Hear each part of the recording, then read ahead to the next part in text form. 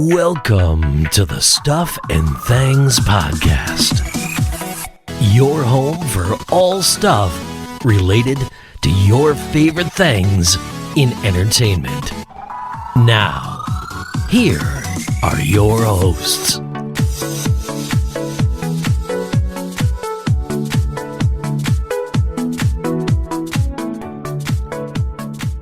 Hello everybody and welcome to a new episode of the Stuff and Things Podcast.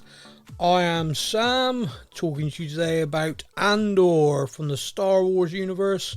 Joining me to discuss episode 4 is my partner in crime, it's Stefan. How are we doing? Yeah, I'm okay, mate, and you? I'm good. I just found out a really fun fact. Oh, okay, go on and start the show with a fun fact. If you start eating a chocolate hobnob as the intro starts, you finish it perfectly when you say, "Here's Stefan." Do you? Because there was quite a delay. I was concerned for a minute. No, honestly, it was perfect. I tell you, it was perfect. No one would have noticed. Yeah. Okay, There you go. So I'll just make a note of that edit point. Okay, so yeah, welcome to the show. This is Andor Season 1, Episode 4. Title of the episode was... Aldhani. Yeah, that's pretty much how I said it. Yeah. Aldhani. The thing with Star Wars is if ever there's a title of a show and it's kind of like the name of a planet, a town, or a person, yeah. I'm automatically like goosebumps up going, oh, I'm never getting this right. Yeah, well, it's possible. Yeah. Here's Boba Fett. Yeah. Don't do that. Don't do that. We're trying to get the Star Wars. We're trying to get the Star Wars audience back. I swear you don't care. It just hurts me. I do care. I do care. I'm just saying, when I get names wrong, it's not on purpose. Yeah. Okay. I think it's so. We follow, this episode literally follows directly on from the end of episode 3, which I liked. Yep. We're following Cassian's escape. He's in the ship and he's bleeding on the guy's floor, which makes me laugh. Really upsets him. Yeah, upsets him. Yeah. The guy's kind of quite blunt about that. Whilst he's cleaning his arm, he gets offered a job. 200,000 credits, which by the way is a lot. Yeah, that did sound like, considering... Yeah, that sounded a lot. Yeah, I was trying to sort of work out in the Star Wars universe what is a lot of money. Like, so for example, you said doing like 200,000 credits, and I'm like, ooh, big money.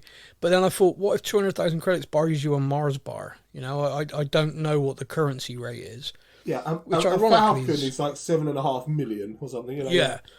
Yeah, so I was thinking to myself, we better find out. We better, better. So I did a little bit of research on the old interwebs, and yeah, that's a significant bit of coinage there. You can actually find out like the exchange currency rates and stuff for Star Wars. No, I can't. Well, I'm sure someone's done it. I mean, yeah, for goodness sake, in Nerdland, Star Trek, people have translated books into Klingon. I'm fairly confident someone somewhere has done a currency exchange between like US dollars to Star Wars credits. Republican credits, yeah. I am Googling that after this show. Okay, well, that'd be fun. I mean, if you do the pound to real credits right now, you'll just see it plummeting. So, he's offered this job, and the best thing, or the thing that put a big smile on my face, was from the opening 3 episodes when we talked about him, one thing that me and you really thought was that guy wasn't there for the part. He was there to meet Cassian. Oh, yeah. And he confirms that. He's just like, I didn't care about that. I was there for you. And he kind of reiterates he knows even more about him. Yeah, he's getting to like scary level of detail. Now, like, if you met some random bloke in your everyday life and they gave you like half the details that Luthen is giving about Andor, you'd be like, oh, okay. Yeah. How long have you been watching me for? I did also like Luthen's kind of like, well, the way I see it, you got several options. Yes. I can drop you off at a planet and you can keep running. You can take the job and really stick it to the Empire. You can try and kill me and take my ship. Yeah. And he's just really casual about it. Yeah, he doesn't care. You choose one of the 3. It's fine, whatever. Yeah. So Cassian is a little bit taken aback. He kind of bites back at him a little bit about how there is no fight in the Empire. I went to fight and I found out we were like literally fighting ourselves. And, only 50 of us came back. And again, this level of kind of information about him, he points out, is like, you joined up as a cook. You never saw action and you survived because you ran away. Yeah, it takes his story and shats on it. Yeah. But the thing I found kind of war. You were a cook. Oh, okay, fair enough. Yeah, the thing I found kind of interesting about that is obviously we have this image of Cassian Andor from Rogue One being this hardened rebel soldier. Yeah. And obviously very ruthless. And we've seen at the start of this episode, start of this series, he is ruthless, not afraid to kill. Once that guy died, it was like, crap, I need to kill the other one then. And he did it, which again, me and you both said, Star Wars, wow, that was dark. So when we get to this kind of line where I'm thinking, oh, okay, he served as a soldier at one point. This explains his ability to kill. This explains... But then that story got shat on. I was like, oh, wow, okay. Yeah. His background clearly wasn't in that. He's just clearly got an aptitude for it, which is possibly even darker. But obviously, like we said, 200,000 credits. He talks about what he's going to go. He also gives him a necklace, which is a kyber crystal necklace. Yeah. I don't know about the... I'm trying to work out the kind of significance to this. I can't make my mind up if it's a simple nod to the fact in Rogue One the main character, Jyn Erso, is wearing a kyber crystal necklace. I don't know if it's just a symbol of a rebellion, as it's growing, kyber crystals, the Jedi lightsabers. Maybe this is something that people who are longing for those days are kind of carrying. I'm just kind of... Yes, I'm not sure. It, like, as soon as he showed me, I was like, oh my god, that's a lightsaber thing, that's so cool. And then that was my overall reaction, was just, kyber crystal. Because we mentioned in the podcast, didn't we? Yeah. Maybe his hometown was, kyber crystals, and that's why they shut the planet down or something. And then there was this kyber crystal, and the little part of me went, oh mate, if that was the theory I got right, I will be well impressed. Well, but funny. It looks like it was more just kind of like a tokeny sort of thing. But yeah, for a split second, I was like, "Oh man, I'm going to go buy a lottery ticket." Like he says to him, "Like I'm going to pay you 200,000," and he says, "Look, I'm going to give you this. Don't ever accept anything less than 50,000 for it." But no, it's worth more to me. Yeah, it feels like he's kind of giving that to him, like as an element of trust. Like, I want this back. I'm giving it to you. If I come back from the suicide mission, no, I want my crystal back. Yeah. Yeah, so, I don't know. I get the impression with this guy, Luthen, he's probably got a drawer full of them and he gives them out to people as like a kind of like, yeah, I trust you, I have faith. And they walk away feeling like 10 foot tall and he just laughs to himself. Because he's actually just giving them a bit of crystal, just a random bit of rock. So he lands on this planet and you see a character coming down from like the hills. And he says, like, okay, stay on the ship. I need to go and talk to them. They're not going to be happy about me adding you, but, they'll see it my way. Also tells him to pick a name, and he picks Clem. Yeah, that was different. Random, so very random. Yep. So Clem stays on the ship, tries to sort of spy a little bit, and the ship computer talks to him, which is brilliant. Yeah, can I help you? Gives him a kind of what do you think you're doing? So is that kind of like Luthen's droid just built into his ship sort of thing? Yeah, I think so. Yeah, I love it. Yeah. Vel Sarfa is the character that we meet here on the planet. Yes. Now, this actress was in Game of Thrones. Do you remember the character she played in Game of Thrones? No. She played the waif, the person who beat the crap out of little Arya constantly until Arya took her face off. Oh, Christ, yes it is! Yes, it is. Yeah. Yes, it is. It's nice to see her in something where she's not that character. Yeah. So yeah, but in this it's Vel Sarfa, and she isn't happy, but she is basically told you need this guy, and you know it, so deal with it. I will cancel the mission otherwise. And they're like, we've been here for this long. You can't do that. Yeah. I can. You're going to take him on. He doesn't give her a choice, I think is the way to put it. Yeah. He basically tells her as well, look, you can go back to the team and say this is all you. Obviously, you don't mention me at all. It's one of the things I'm sort of picking up from this is the rebellion at this point is kind of like cells. So they're all self-contained little units where she obviously knows Luthen, but the rest of the team doesn't. Very secretive. Yeah. Very. And one of the things I'm liking about this show is the kind of espionage, the hidden, the spy kind of craft. We'll come on to a few other bits of this, but so Clem leaves with Vel. They go off to meet the rest of the team. It's a long walk. Clem asks questions, gets told a little bit about the plan, realizes that sounds like a suicide mission. She just kind of like, yeah, a little bit. What did you expect? We see a couple of TIE fighters roar across the sky. That was kind of cool. There's something visually about, like, I know everyone loves an X-Wing because it's an X-Wing. But there is just something about the TIE fighters. There's just something about the TIE fighters visually. I love them. You do love, but it was pretty cool. You know, the visual of them roaring across the sky, that was pretty cool.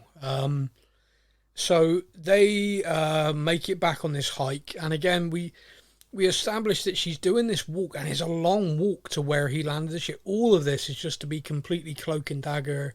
Yeah, totally it takes like a day or something because of the... Yeah, so it is impressive the level that they are going to keep this secret to safeguard what they're doing. When he gets there, he meets the team. The team hate the fact they're adding another person. I love the fact that the first part of the team we meet is that guy has just fallen asleep with his gun. Well, I find that was kind of interesting with that guy because he, on a couple of occasions, seems to be the most receptive to Clem being there. Yeah. And he says at one point, like, oh, I can sense or I can feel he's with us. And I'm wondering if this is someone who's force sensitive or at least thinks they are. Possibly. I was confused at the fact they're all walking around with what very much look like AK-47s.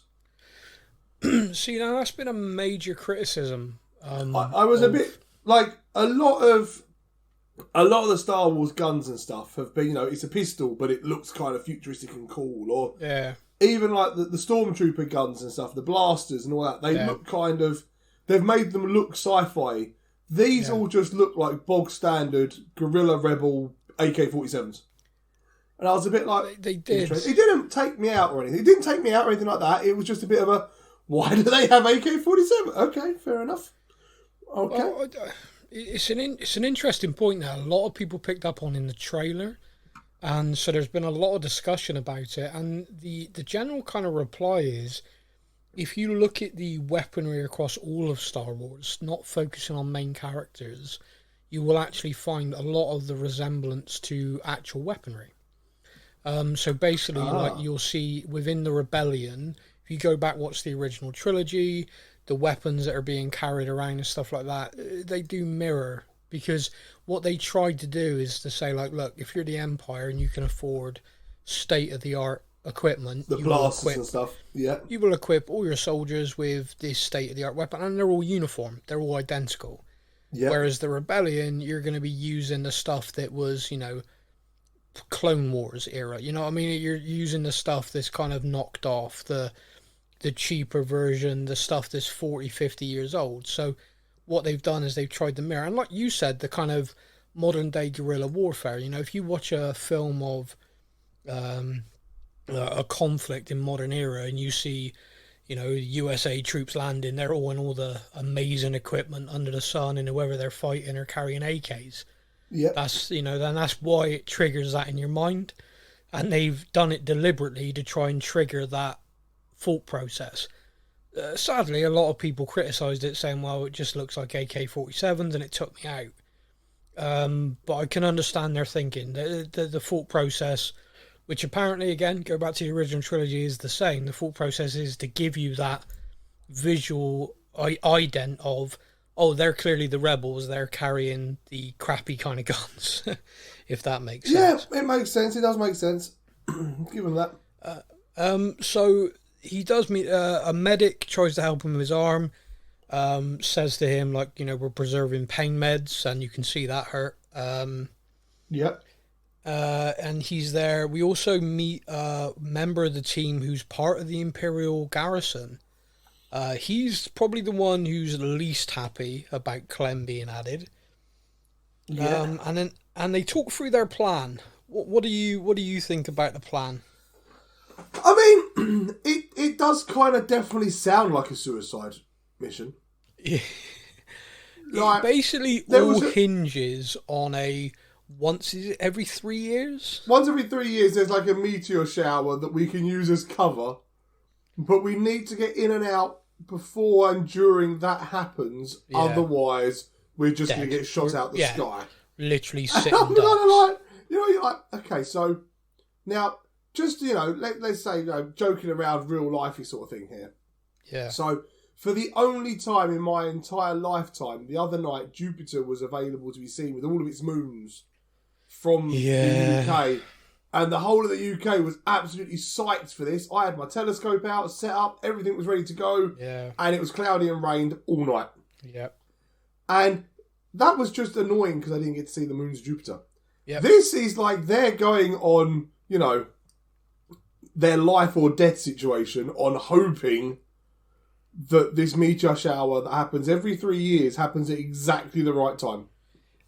Basically, yeah. I mean, the guy's like, yeah, I've been here 7 years. I've seen it twice. It's quite a show. It is again. Yeah, it's all kind of. The funny thing is, this team are like dedicated. They are rebels. They're living off of next to no food. They are there for the cause, live and die for the cause. Yep. Clem, as we're going to call him, literally rocks up and he's just asking the questions which I think any fair-minded person would. Yep.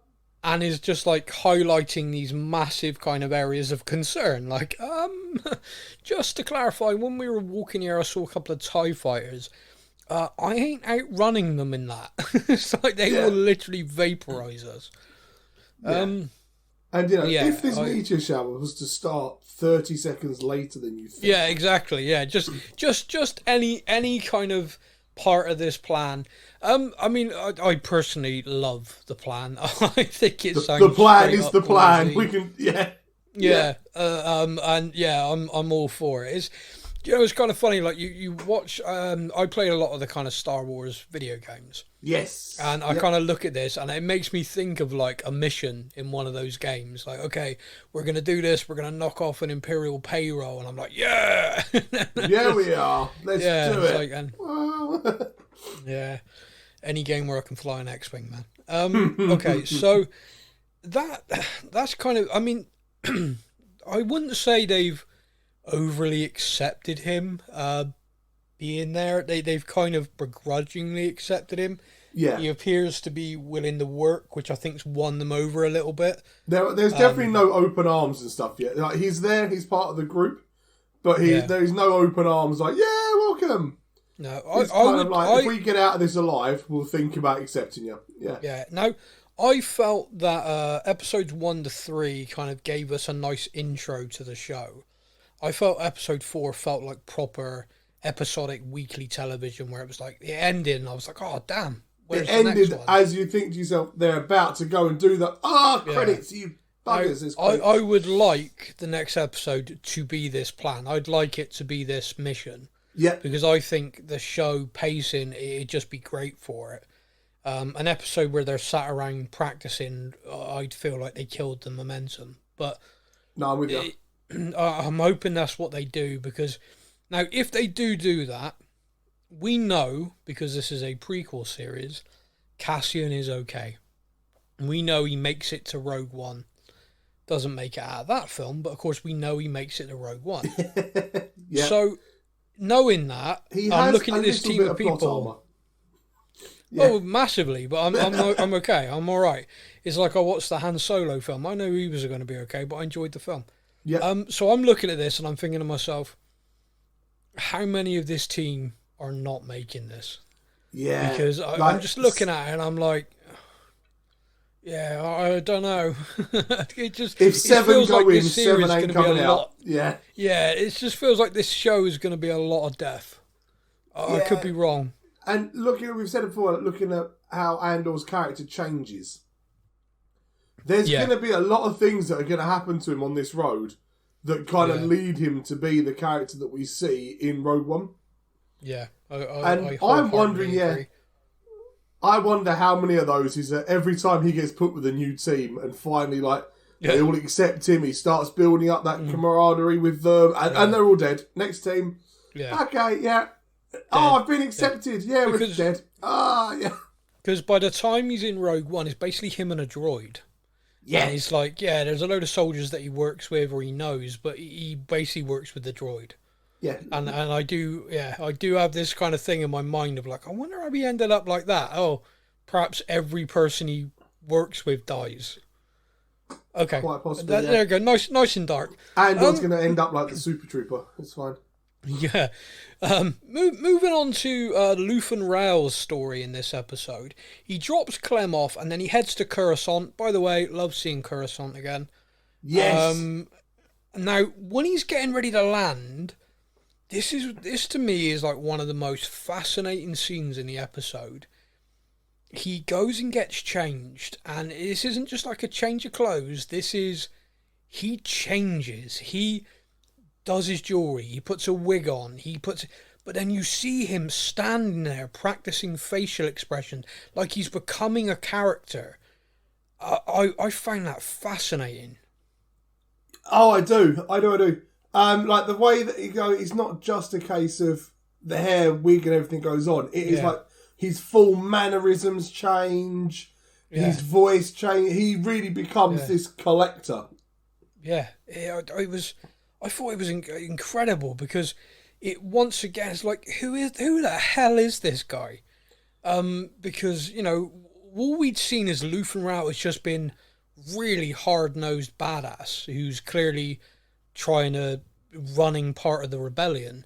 Yep. But then he's working on Coruscant, like literally the capital of now the Empire, and he just changes, morphs into this guy. Coruscant's kind of where it's the money area, isn't it? That's kind of where it all is. And he's gone from being this kind of rebel-y kind of guy working on the outskirts to now being right in the money capital. Like you say, the complete character change of all of it. Yeah. It's like, okay, now I'm interested. It was interesting. And he is in this shop, and we see a senator arrive. And again, something I really loved in this is he's working with a lady there, and it's like, okay, the senator's arrived. Who's that? That's a new driver. Okay, we'll be cautious. And the new driver, when he's talking to the senator, and he's all like, oh, hello, you're shopping for a gift for your husband. And he's all very, extrovert, over the top hand movements. And I'm like, it's a different guy. It's like, he's just so different. And he's talking about all these different things. And his assistant just distracts the driver just brilliantly. Just like, oh, would you want to look around at anything? He's like, oh, I can't afford anything in here. So, oh, no, that's fine. You can have a look. Some of the stuff's interesting. And the senator's like, oh, I don't really want him to look at weaponry anymore. It's like, oh, I've just got this piece in. Come with me. And they go out the back. And the minute he gets out of sight of that driver, boom, his mannerisms go back to Luthen Raal. And he's like, I need to know if you can still deliver. And I'm like, whoa, this is like a spy thriller. Yeah, it's straight spycraft. It's awesome. It's like straight, like, give me. What can we give? Let's. I need more money from you. I need information. It's like, boom, straight round onto it.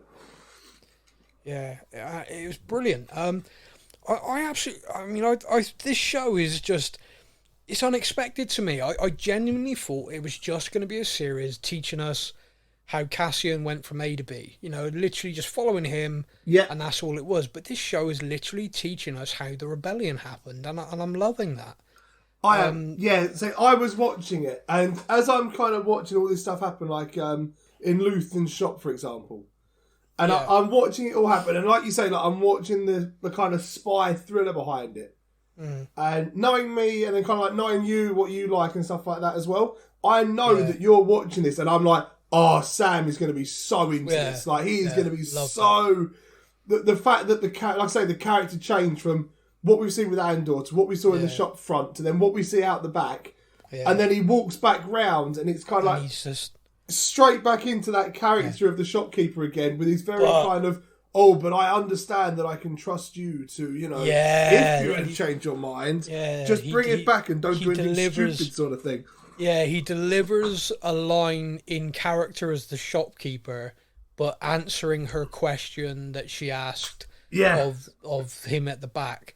But it was the way it was all done, because, like, he's obviously thinking to himself, her driver's potentially watching her. And she says herself, like, I am being watched constantly. It's like there are different security, like I don't recognise any faces. I am she says she goes to the bank. Every time she goes to the bank, it's new people working there and stuff. And it's crazy. Just like, so it is just fascinating. It is a, you know, the Empire's taken over fully and it is a police state. It is everything about it, and she's trying to move funds to help fund the rebellion. Clearly, I mean, that's how I've understood it. Yeah. But she's struggling to do it. One of the things I find kind of interesting is she does take this gift away. It is obviously really her husband's birthday. Yeah. And my note here, I don't know if you'll find this funny. The senator's a rebel trying to fight against the Empire. Husband appears to enjoy wining and dining. Yeah. You know, he's there organising dinner parties and stuff and inviting people who she really doesn't want to be around. Oh, she gets stuff. So she's just basically asked Luthen to, like, you know, take a chance on me. I know someone who could kind of come in and help us. And then she gets back home and it's like, so all these people that are trying to shut down everything you want to do, I've invited them for dinner. Basically, yeah. It's like, So here's the question then, and it's a question I think a lot of fans of Star Wars are asking off the back of Andor, Episode 4. Who was she talking about? Do you think this is going to be a character we know, or do you think this is just going to be some random new character introduced? What's this, the people that are kind of like shutting her down and she doesn't want to be No. She says to Luthen, I know someone who I think can help. The new person that can help. Yeah. I've seen, like, the typical name I've seen pop up on social media. Yeah. It seems everybody wants Princess Leia involved. Yeah, I've seen that. That is the name that everyone's kind of going straight towards. Leia Organa. Yeah, that is the name everyone's going to. But then I've seen a couple of people say about Leia's parents. Yeah. Potentially trying to get involved as well. But I have a basically feeling, the Organas. Yeah, I have a feeling it's going to be a new character. I think they've planted that little seed to get people talking. Yeah. And then it could just be a completely new character. I'm going to take an absolute shot in the dark. I'm going to say Akbar. Oh, that'd be epic. Yeah. It's a trap! Yeah, amazing. Yeah. So, again, with this episode, we are also introduced to the Imperial Security Bureau, the ISB. I think in animated shows, stuff like that, we've been introduced to these characters before, and obviously books and things. I'm pretty sure in live action, this is our first major depiction of them. I believe so, yeah. And we meet a Major Partigaz, who is in charge, and we see a meeting where lots of items are being discussed. A little nod to Scarif, of course, which is in Rogue One, which I thought was just a nice little nod. Yeah. And we see that the incident where Cassian's killed those guards and then escaped by killing more is being discussed. And the Imperial officer who's in charge of that region's like, as soon as this meeting's done, I'm on my way there to like clean that crap up. And the Major says, well, before you go, we need to talk. And we see this other woman, and this other woman kind of like jumps on the report because he says, oh, you know, an Imperial unit was found at the scene, and she's like jumped straight on it. Now, this was interesting for me on something different, I think, for what you're going to say.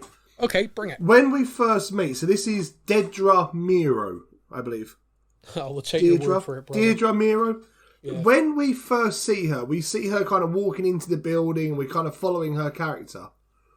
Instantly, I was like, oh, she's one of the spies. Oh, this is... You think? I was like, this is Luthen's inside man or something. This could be... Yeah. Okay, this is cool. And then, like, within about 10 minutes after that, I'm like, no, it's not. No, she's bad. Okay. She is fully Empire. Yeah. She's full. But yeah, for those first 10 minutes, I'm like, oh, this is cool. Okay, so Luthen's got his inside person. Okay, this is cool. This is cool. And then we kind of learn more, and I'm like, no, absolutely maybe not then. She's straight up. Her ringtone is the Imperial March. Isn't it just? Straight up, yeah.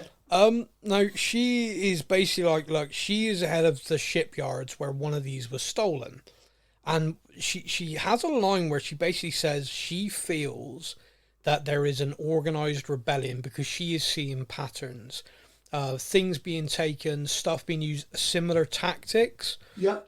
And she says that, and she gets shut down as kind of like, we don't operate on your feelings here. We operate on evidence. Go away, put together, evidence, put together things, and then come back to me. It kind of, I don't know, made me laugh a little bit because it kind of felt a little bit like the old boys club, which whether they were going for that or not, I don't know. But you've got the male character in the Major, the male character who she's rubbing up against, and them kind of speaking to her like, now listen, little lady. Yeah. You've had this bad feeling about it. You bless you. But we work on evidence here. Yes, we do. And I kind of thought to myself, oh wow, they're gonna look so stupid when everything goes to the wall. So I do have kind of this idea in my head that because she's clearly ambitious as well. I think the guy says, like, why don't you set your ladder first before you start climbing it? And I think she's willing to push a few people down a hole to make it to the top. So I don't think she's going to be shy about pointing out to superiors, hey, I did try and warn everyone here, by the way. Yeah, remember that time when you told me not to deal with my little feelings? Exactly, yeah. Well, now we've had this coordinated assault, which I could have told you about. So I find that quite fascinating. I think that's going to be an interesting dynamic to watch. I mentioned this guy who was in charge of the region. We see him; he's set off. Now, I'm gonna finish with this next part because we see Chief Hine, Cyril Karn, and Sergeant Linus are all fired. Yeah. These are the guys who are part of this sort of company corporation who were in charge, and I kind of feel a little bit for Chief Hine.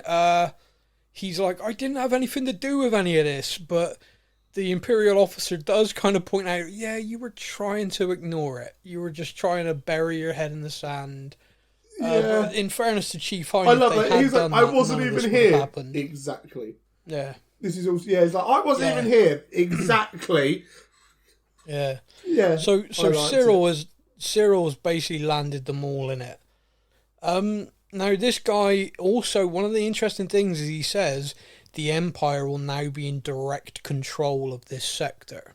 Yeah. So it kind of, when he says it in the meeting and the Major says, oh, speak to me before you leave, I kind of feel like that was it. Before he left, he basically said to him, take control. This is our excuse. This is our reason. They've cocked it right up. Go in there, get rid of them, and you're now in charge. Yeah.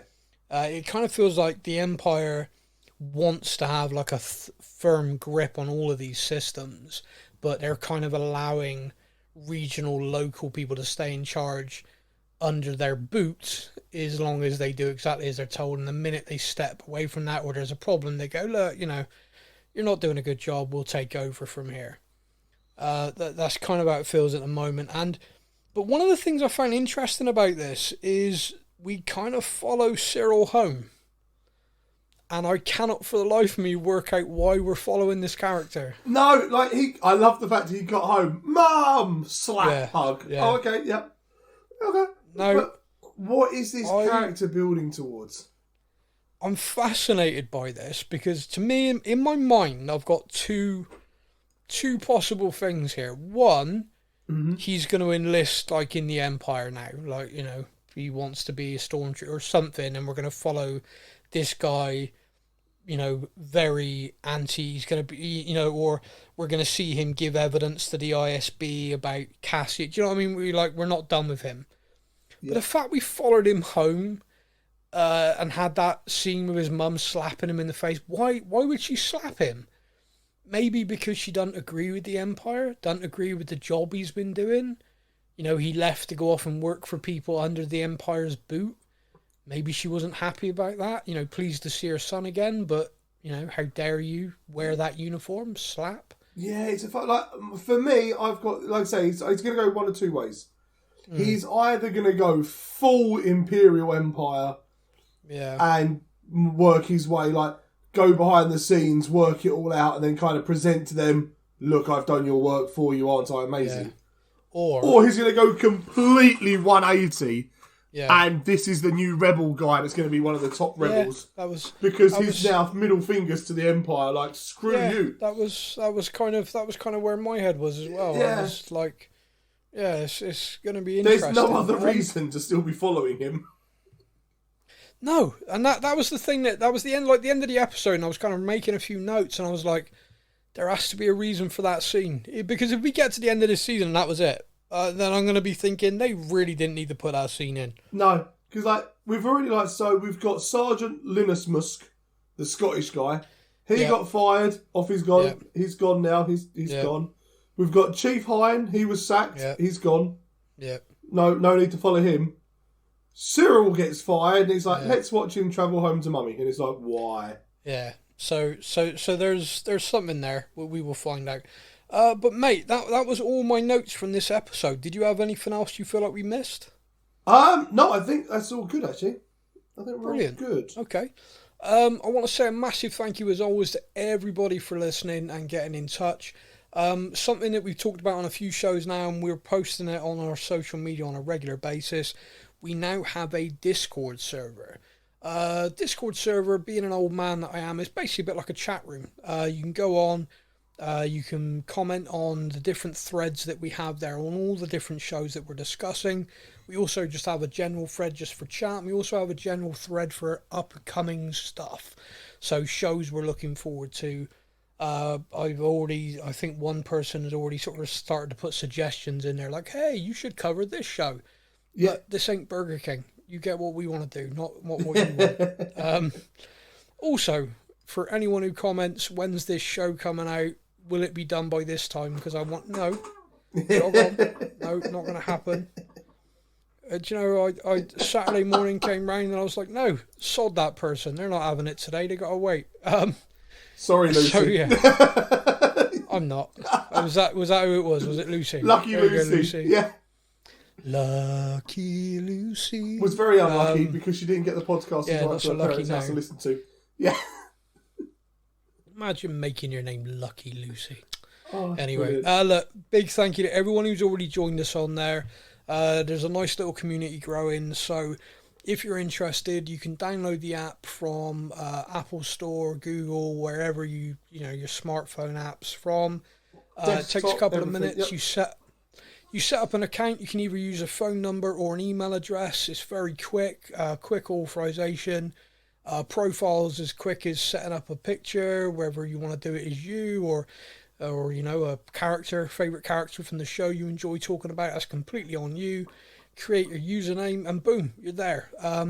You accept the invite, which you will see posted on all our social media and also will be in the podcast descriptions for all of our shows going forward. So yeah, join us on there. You can get involved in real time and speak directly to us as well. Obviously, if you still want to keep emailing in or messaging via your podcast apps, feel free to do that as well. But until next time, we will be back later this week to discuss Andor Episode 5. But until then, everybody, you all stay safe and take care. And may the Force be with you. Thank you for listening to the Stuff and Things podcast. We hope you enjoyed the show. You can find us on Facebook or online. Simply search the Stuff and Things podcast to join in our conversation every week.